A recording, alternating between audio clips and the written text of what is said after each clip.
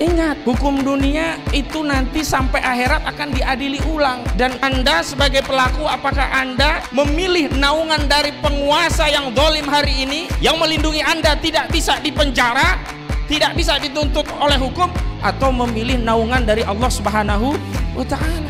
Dan dalam hukum Islam, sanksi penerapan daripada hudud, qisas diyat, ta'zir, mukhalafah, itu selain menjadi jawabir juga jawajir. Jawabir, penebus dosa bagi orang yang melakukan maksiat. Jawajir, pencegah bagi masyarakat agar tidak melakukan tindakan serupa. Ini gara-gara Komnas HAM nih, saya buat tulis tempo hari, harusnya ada Komisi Hak Asasi Manusia independen dari luar negeri. Saya langsung tulis itu, karena kita nggak percaya.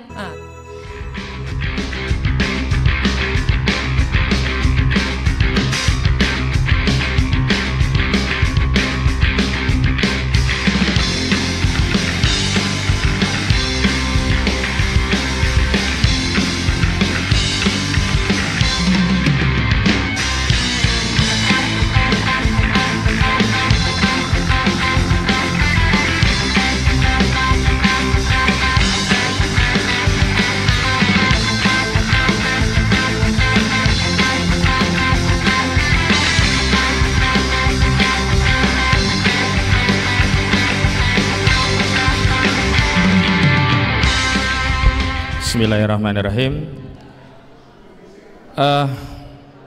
Saya ingin sampaikan pesan kepada Pak Prabowo Subianto selaku Presiden Republik Indonesia. Ini pesan bukan dari saya, tapi pesan dari baginda Nabi Muhammad Sallallahu Alaihi Wasallam. Beliau Sallallahu Alaihi Wasallam bersabda, Allahumma, bahkan doa dari Nabi ya, Allahumma man waliya min amril ummati fasaqqa alaih faskuk alaih. Ya Allah, barang siapa yang diberi amanah urusan mengatur umatku ini, sementara dia menyusahkan umatku, ya Allah, maka susahkanlah dia. Sebenarnya matan redaksi hadis ini ada dua peringatan ya. Satu peringatan terkait ancaman yang saya sampaikan, yang kedua bisyarah, kabar gembira, yakni bagi pemimpin yang memudahkan urusan rakyatnya, maka oleh Rasulullah Sallallahu Alaihi Wasallam akan didoakan agar dimudahkan urusannya. Tapi saya ingin menegaskan tentang pemimpin yang menyusahkan urusan rakyatnya, maka didoakan bukan oleh saya. Bahkan ini didoakan oleh Nabi Muhammad Sallallahu Alaihi Wasallam agar apa? Agar disusahkan urusannya. Dan kalau kita menyimak paparan dari banyak tokoh tentang peristiwa KM50, ini bukan perkara rumit, bukan perkara pelik. Benar kata Pak Maijen TNI Purnawirawan Sunarko, ini tinggal perintahkan selesai. Tidak perlu kita berteriak-teriak, tidak perlu kita paparkan argumentasi dari novum sampai hal-hal yang berkaitan teknis begitu. Tapi ini berkaitan dengan ada tidak keberpihakan dari saudara Prabowo Subianto yang dulu sudah pernah berkomitmen akan mewakafkan dirinya untuk rakyat. Dan hari ini Pak Prabowo sudah jadi presiden, bukan capres. Pak Prabowo hari ini juga sudah jadi presiden, bukan menhan. Pak Prabowo hari ini adalah panglima tertinggi dari tentara sekaligus atasan langsung dari Kapolri. Urusan penegakan hukum langsung ada di bawah kendali Prabowo Subianto. Kalau dulu Prabowo bisa mengajukan uzur, saya hanya menhan, kewenangan saya terbatas. Tapi hari ini saudara Prabowo Subianto adalah presiden yang punya kewenangan, kewajiban sekaligus tanggung jawab terhadap seluruh persoalan rakyat, termasuk peristiwa kilometer 50. Yang kedua, saya ingin menghimbau kepada segenap pelaku, siapapun Anda yang menjadi pelaku, yang melihat video ini, yang di dada Anda masih ada iman.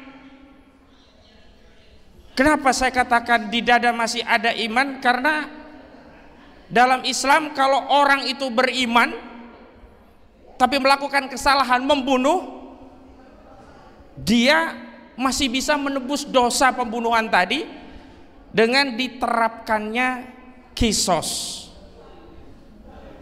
Tapi ingat, kisos itu ada syarat. Apa? Permintaan maaf kepada korban. Dan permintaan maaf kepada korban itu juga ada syarat. Apa? Pengakuan terhadap kejahatan yang sudah dia lakukan karena telah membunuh jiwa tanpa alasan yang hak. Dalam Islam itu membunuh jiwa tidak semuanya haram, bahkan ada yang diperintahkan. Saat jihad fisabilillah, membela wilayah, membela agama, membela harta, justru diperintahkan membunuh atau terbunuh, dan itu tidak berdosa. Bahkan siapa yang bisa membunuh dalam jihad, dalam perang fisabilillah, justru berpahala. Tetapi ketika menghilangkan nyawa satu manusia tanpa alasan yang hak, itu seperti menghilangkan seluruh manusia semuanya.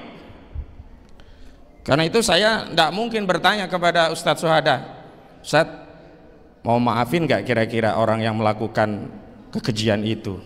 Bagaimana mau memaafkan? Sampai detik ini juga tidak ada yang mau mengakui. Ingat, hukum dunia itu nanti sampai akhirat akan diadili ulang. Dan Anda sebagai pelaku, apakah Anda memilih naungan dari penguasa yang zalim hari ini, yang melindungi Anda tidak bisa dipenjara, tidak bisa dituntut oleh hukum, atau memilih naungan dari Allah Subhanahu wa Ta'ala? Dan dalam hukum Islam, sanksi penerapan daripada hudud, kisos diat, takjir, mukhalafah, itu selain menjadi jawabir juga jawajir. Jawabir penebus dosa bagi orang yang melakukan maksiat, jawajir pencegah bagi masyarakat agar tidak melakukan tindakan serupa, dan syarat agar ya bisa diampuni dari dosa pembunuhan selain taubatan nasuha adalah dia harus mengakui dan diberikan sanksi, yakni dikisos, tentu dengan catatan sepanjang keluarga menghendaki itu.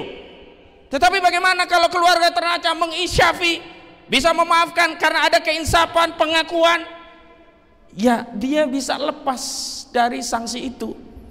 Tetapi tetap dia harus membayar diat. Berapa diatnya? 1000 dinar atau 100 unta. Bagaimana kalau yang mau membayar diat ini sudah dimaafkan keluarga, tetapi dia juga kere, pangkat mungkin cuman AKBP, makan untuk keluarga juga susah, dia ditekan oleh atasan untuk menjalankan aksi pembantaian tadi. Bagaimana? Disinilah pentingnya kita memahami Islam secara menyeluruh. Negara yang hadir di sana sebagai pihak yang membayar diat, sehingga tidak ada nyawa yang terbengkalai. Jadi ketika dimaafkan, dia nggak bisa bayar diat, negara yang membayar diat itu kalau konsep syariat Islam ditegakkan. Kalau syariat Islam ditegakkan seperti ini, kira-kira adil atau adil, saudara-saudara? Kira-kira umat Islam dan manusia ini akan terjaga tidak nyawanya, saudara-saudara? Maka maha benar Allah Subhanahu wa Ta'ala yang telah berfirman, A'udzu billahi minasyaitonir rajim, walakum fil qisasu hayatun ya ulil albab. Dan sesungguhnya dalam kisos itu ada jaminan kehidupan bagi orang-orang yang berpikir. Coba, kalau orang semua paham, setiap yang membunuh pasti akan dihukum dengan dibunuh, kira-kira berani nggak dia membunuh? Pasti dia tidak berani dan akan terjaga nyawa manusia. Tapi hari ini ketika nyawa dianggap murah, ketika pembantaian itu tidak ada pertanggungjawaban, orang gampang saja mengatakan, sini 3 miliar, saya bantai dia. Paling saya masuk penjara 1 hari, bahkan saya bisa mendesain tidak masuk penjara dengan alasan overmah, misalnya dengan alasan pembelaan terpaksa, ndutwer. Dan ini yang terjadi pada kasus kilometer 50. Bagaimana mungkin pembantai yang begitu sadis dengan korban 6 anak bangsa, kemudian majelis hakim di Pengadilan Negeri Jakarta Selatan bisa memutus onslah dengan dalih pembelaan terpaksa karena tugas dari jabatan sebagai aparat negara. Luar biasa. Jadi Ustaz Syuhada dan seluruh korban, keluarga korban syuhada KM 50, jangan pernah menganggap ini kesedihan sendiri. Ini kesedihan kita semua. Ini tanggung jawab kita semuanya. Ini adalah bagian dari upaya kita untuk terus memperjuangkan, dan Masya Allah sampai hari ini ada acara ini menunjukkan 6 syuhada ini tidak pernah mati, selalu hidup, selalu mengirimkan pahala jariah, selalu mendapat kiriman doa. Tadi sudah dipimpin mendapat pahala dari surah Al-Fatihah. Jadi dalam konteks keadaan yang sudah terjadi ini, saya menghimbau kepada kita, saya pribadi juga keluarga, ridho dengan qada Allah, karena tidak ada pilihan lain. Orang yang tidak ridho kepada qada Allah itu berarti imannya bermasalah. Tetapi dalam hal amal kausalitas, kita akan terus berjuang menuntut siapapun yang terlibat, baik langsung maupun tidak langsung, menyediakan anggaran, menyediakan sarana prasarana yang menyebabkan matinya 6 syuhada ini. Kita akan tuntut sampai ada peradilan terhadap mereka, atau mereka dibukakan hatinya untuk bertobat, mengakui kesalahan, meminta maaf pada keluarga. Ketika keluarga memaafkan, cash close, bayar diat. Ketika keluarga tidak memaafkan, dia disanksi bunuh pun dalam rangka menghapus dosa. Tapi kalau disanksi bunuhnya hanya berdasarkan ham hem hom, tidak bisa menghapus dosanya, karena tidak ada ketaatan pada penerapan hukum Allah Subhanahu wa Ta'ala. Dan kita dari peristiwa KM 50 ini kita jadi tahu hak asasi manusia itu kan akhirnya apa ya, hipokrit, hanya diterapkan kalau korbannya bukan dari kalangan umat Islam. Tergores sedikit saja semua media bicara tentang hak asasi manusia, tetapi ketika korbannya adalah umat Islam, bungkam. Betapa banyak korban di Palestina, mana ada itu yang teriak HAM di Palestina, tidak ada. Dan ini makin jelas di mata kita, sesuatu yang sangat tegas bisa ditunjuk dengan jari kita, bahwa HAM dalam kasus KM 50 hanya main-main. Terakhir dari saya kepada kita semua, jangan pernah berputus asa dari rahmat Allah. Ada kisah menarik dalam surah Yusuf, ketika anak-anak dari Yakub ini mulai kepayahan mencari saudaranya yang hilang, lalu dikatakan oleh Yakub ya kepada anak-anaknya, janganlah berputus asa, sesungguhnya hanya orang-orang kafir yang berputus asa dari rahmat Allah. Kenapa demikian? Karena memang nanti di akhirat yang paling berputus asa itu adalah orang-orang yang kafir. Tidak ada kesempatan pulang ke dunia, tidak ada ampunan untuk pindah ke surga. Sementara orang yang beriman walaupun bermaksiat masih ada asa, masih ada harapan.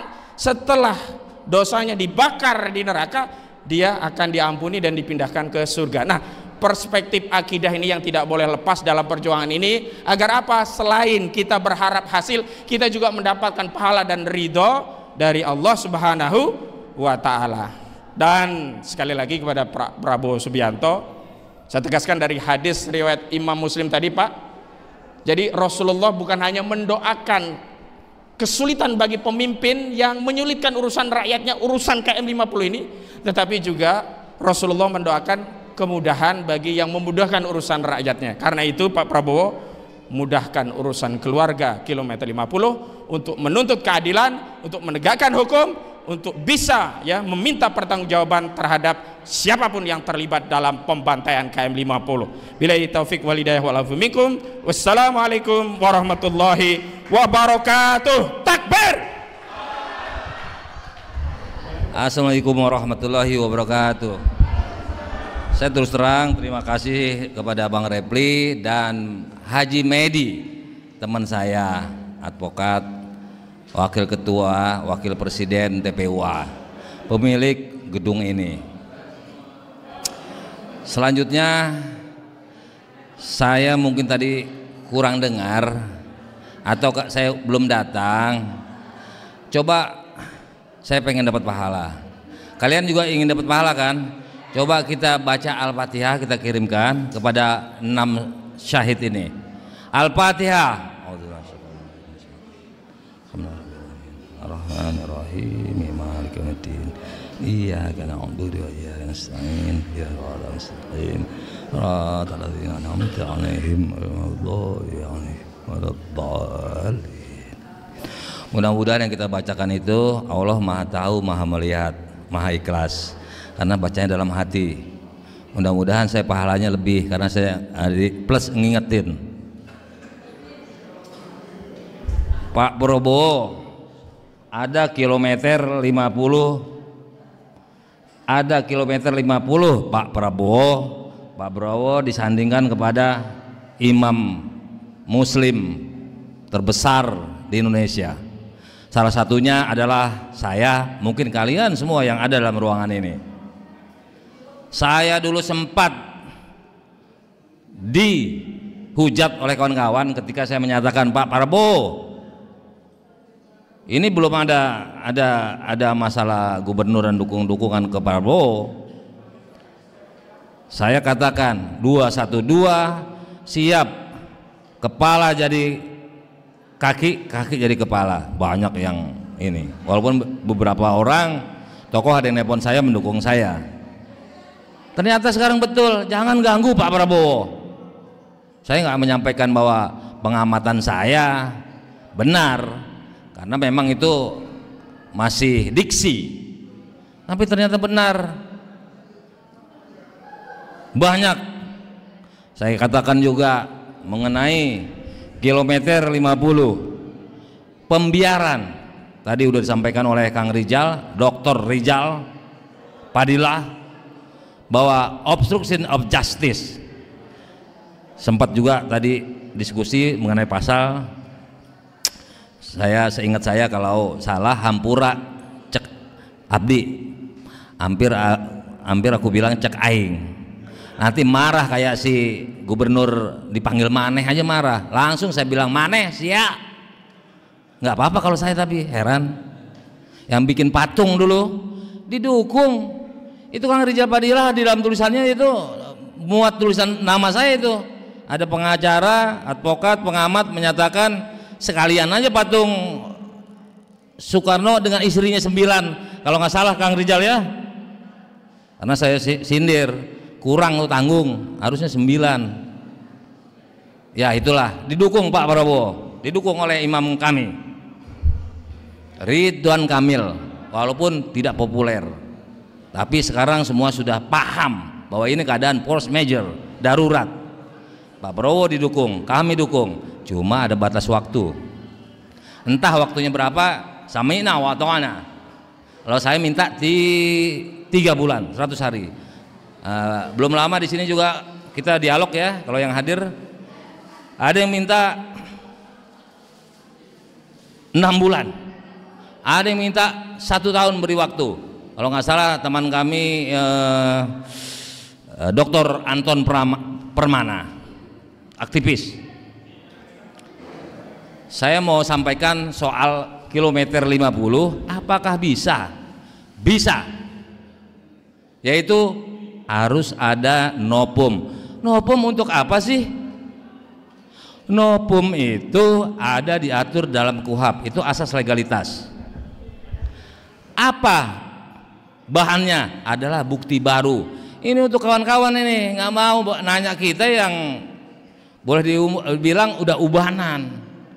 Bukan itu aja syaratnya, tidak pernah diungkap selain tadi barang bukti itu yang baru ditemukan, dengan catatan ketika perkara tersebut berlangsung belum disampaikan pada saat banding, pada saat kasasi.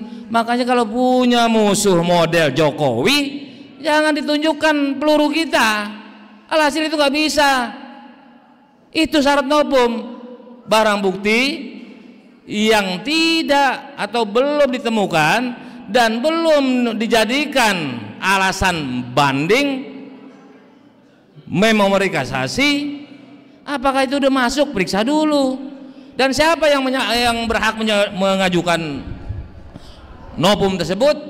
Kepolisian, kejaksaan, bukan kita. Kita hanya menyampaikan bukti novum tersebut, tapi lihat dulu apakah ada di dalam atau belum.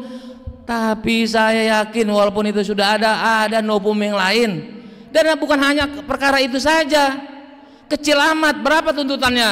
Ini gara-gara Komnas HAM nih, saya buat tulis tempo hari, harusnya ada Komisi Hak Asasi Manusia independen dari luar negeri. Saya langsung tulis itu karena kita nggak percaya. Tadi Pak Ustadz Syuhada menyatakan belek aja nggak pakai izin. Apa itu? Apa yang diambil di dalamnya? Dan hasilnya apa? Kalau hanya merujuk kepada Komnas HAM, bukan kejahatan HAM katanya. Gila itu Komnas HAM tuh.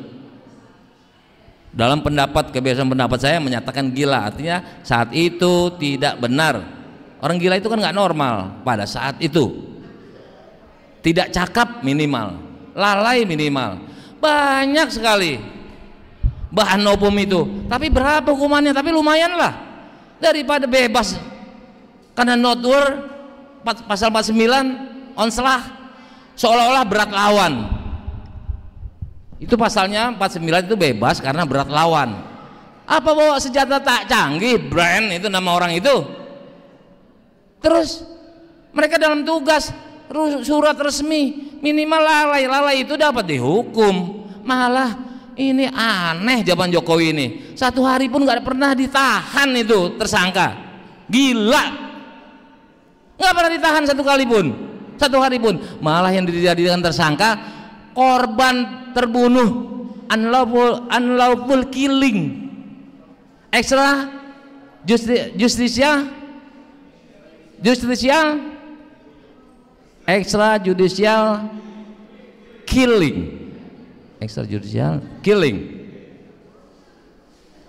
luar biasa, ekstra. Nah, dari mana bisa menyerat Jokowi? Kan begitu. Tadi yang disampaikan pasal 221 KUHP dan 421 KUHP, seorang yang menghalangi obstruksi atau seorang yang harusnya menggunakan kewenangannya tidak menggunakan. Dari mana bisa lolos Jokowi? Diperluas sama Ustadz Menhan juga, karena setiap orang yang tahu, yang mengetahui, boleh beliau berpendapat seperti itu. Bahkan 108 setiap orang yang mengetahui boleh. Nah, apakah cukup novum itu apabila dibuka? Boleh-boleh saja, sah, karena situ udah berjalan inkrah. Tapi tadi harap buktinya tidak ada dalam Judex Fakti tingkat pertama. Tingkat pertama itu mana? Pengadilan Negeri paling tinggi. Judex Juris yang terakhir Mahkamah Agung, udah inkrah. Tapi lumayan kalau dihukum. Namun mana tahu ketika pengungkapan nanti lagi terkuak, itu perintah resmi, lalai itu bisa dihukum. Ngapain nguntit malam-malam? Tinggal nunggu besok pagi di ruang AC pukul 9, itu standar panggilan. Ngapain? Artis nggak ada, koruptor nggak ada yang diikuti tengah jalan. Inilah nih, ini sebuah tanda-tanda. Kok nggak dihukum? Nggak bawa borgol. Berat lawan itu apa? Berat lawan itu sedemikian rupa sehingga bisa bebas. Adalah satu lagi tuh pasal 48 presprak, dia nggak gunakan itu, terlalu menyolok memang. Dia pakai pasal 49. Ada perilaku tersebut, namun bukan tindak pidana. Bukan tindak pidana orang meninggal. Sementara lalai aja dapat dihukum kulfa. Kulpa yang lata maupun lepis, yang ringan, yang lebih ringan lagi, lepis, dihukum. Tidak sengaja mengakibatkan hilangnya nyawa orang lain, luka berat, luka ringan bisa dihukum. Itu analogi berpikir kita biar yang di luar disiplin ini, ilmu ini paham. Oh iya betul, tukang becak, tukang taksi nabrak orang, lalai dihukum. Ini malah mau, bukan mau, sempat di TSK kan orang meninggal. Masa penyidik gak paham tentang pasal 77? Hapusnya hukuman tersebut adalah meninggalnya dunia. Hapusnya pasal hukuman terhadap orang pelaku pasal 78, pasal 79, pasal 80. Itu ada daluarsanya. Nah sekarang daluarsa nggak? Belum ditemukan pelakunya tadi, with locking yang menyuruh, membujuk, middle player. Dadernya juga jangan-jangan nggak segitu. Nah bagaimana Pak Prabowo bisa melepaskan diri atau Jokowi? Tentang kejadian ini dalam istilah hukum disebut notoire faiten. Ini udah setiap media itu kalau nggak tahu, alasan nggak tahu, nggak pernah dengar kan nggak masuk akal. Ada kejadian ini, ada kejahatan ini, nggak dengar. Twitter ada Intel tiap hari, di situ punya akun, Listio Sigit punya akun, dan nggak masuk akal lah. Notoire faiten, notorious, pengetahuan umum tentang kejahatan. Notoire faiten aja udah pengetahuan umum ini. Jokowi kelakuannya tukang bohong, itu notoire faiten. Diduga publik jasa palsu, Gibran diduga publik, SMP ngaku S1, sekarang tersiar kabar seolah-olah dia udah punya SMA. Cuma beberapa SMA itu mau mengkaburkan seperti Singano, seolah nama dia Mulyono. Ini saya tukang periksa ini. Pada saat itu saya nggak ulang-ulang lagi tuh ya, di YouTube ada tuh tanda-tanda. Nah, tadi kalau udah asas notoire faiten, dan tahukah mereka bahwa pembiaran itu, obstruction of justice itu bisa dihukum? Tahu. Asas hukum Indonesia mengenal tentang fiksi hukum, presumptio iuris de iure. Seseorang yang selama hidupnya tinggal di atas pegunungan, tidak tamat SD, dianggap tahu ada undang-undang, ada sistem hukum, dan ada pasal yang menghukum. Jadi ibu-ibu ini semua dianggap tahu. Apalagi mereka tinggal di kota tadi, orang kampung hidup di pegunungan yang tidak pernah turun ke kota kabupaten sekalipun. Apalagi kita sering ke Monas, betul? Apalagi Jokowi, anggaplah dia lulusan SMA ya, tadi nggak lulus SD, itu fiksi hukum. Jadi dianggap mereka tahu pembiaran itu bisa dihukum. Obstruction of justice, obstruction of justice, ya, penghalangan atau barrier, itu bisa dihukum. Jadi udah rumit ini, tapi kita lupakan Pak Prabowo, kita lupakan semua. Nah, kami nggak usah disebut tentang perjuangan kami untuk Pak Prabowo 2019. Walaupun bukan tim hukum, tapi ikut capek Pak Prabowo, ikut capek. Nah, ada itu tempo hari itu di Bang Refli Harun itu, atau Anies masih tahun 2020 saya udah dukung. Anies apa Prabowo? Prabowo. Maaf. Anies apa Prabowo? Anies. Wah cepet amat kata Bang Refli. Ya mungkin pernah nonton ya. Nah, kita enggak. Sekarang kita balik. Kita dukung beliau, tapi jalankan amanah ini. Saya bisa bantu. Saya bisa bantu gratis tentang kilometer 50 ini. Tadi hakim menurut undang-undang pokok kekuasaan hakiman harus proaktif, harus progresif. Dia memiliki hak untuk beranalogi. Bukan kita di luar hakim. Hakim boleh, karena asas hukum pidana tidak boleh dianalogikan. Tapi untuk hakim, dia tunduk pada undang-undang lex spesialis dia bisa menggunakan conviction in time. hati nurani. Nggak mungkin orang ada korban begini nggak ada yang dihukum. Gila, gila, gelo, cek orang Sundana narintik sega. Kalau orang Batak bilang gelo, boleh balik ya, boleh dibalik. Udah terbalik-balik semua otaknya. Mudah-mudahan kita doakan Pak Prabowo eling, sadar bahwa beliau didukung penuh asalkan menegakkan hukum, menjalankan apa yang dia janjikan dengan ngotot setelah disumpah. Kalau saat disumpah akan melaksanakan tugas sebaik-baiknya, obju bedil kalau kata Bang Eki itu, objektif, terstruktur, sistematis, jujur, benar dan adil.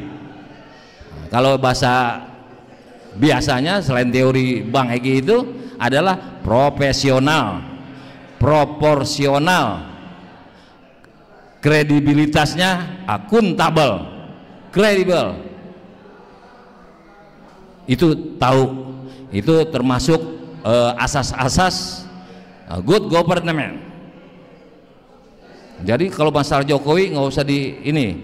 Prabowo bisa, tadi ada yang bilang 1 menit itu Pak Jenderal ya, tinggal perintahkan Jaksa Agung, nggak mau dia pecat, beres. Dia mau memihak kepada kita orang-orang nalar sehat yang demi bangsa dan negara. Apa model Jokowi, pupu papa yang menghinakan ada di sebelah dia, sesuai jabatan, fungsi jabatan ada di sebelah dia, selalu setiap saat melekat walaupun jam tidur. Ini masalah jabatan.